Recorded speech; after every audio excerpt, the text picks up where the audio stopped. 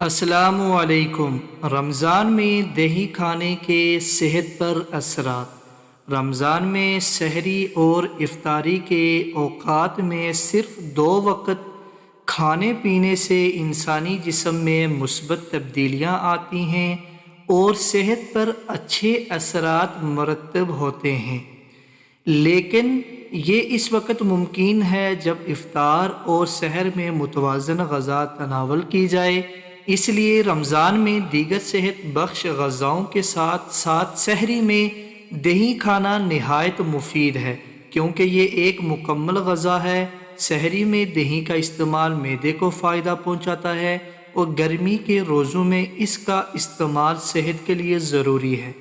دہی کیلشیم کے حصول کا بہترین ذریعہ ہے اور جسم کو کیلشیم کی بہت ضرورت ہوتی ہے۔ اس سے ہڈیاں مضبوط اور طاقتور ہو جاتی ہیں۔ دہی کا استعمال روزے میں پیاس کی شدت کو کم کرتی ہے اور غذائیت فراہم کرتی ہے۔ سحری میں اگر دہی کا استعمال کیا جائے تو صحت کے لیے بہت مفید ہے۔ اسی طرح افطار میں اگر لسی پی جائے تو دن بھر پانی کی کمی پوری کی جا سکتی ہے۔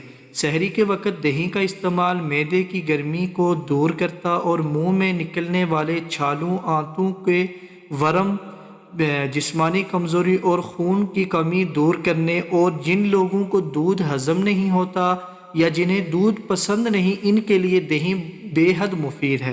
دہی اعصابی کمزوریوں کا بہترین حل ہے۔ یہ پیٹ کے امراض میں مفید ہے اور جگر کے فعال کو صحیح کرتا ہے۔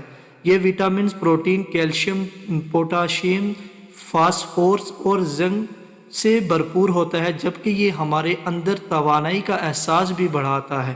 دہی کا استعمال جسم میں تلی ہوئی اشیاء کے منفی اثرات کو ختم کرتا ہے۔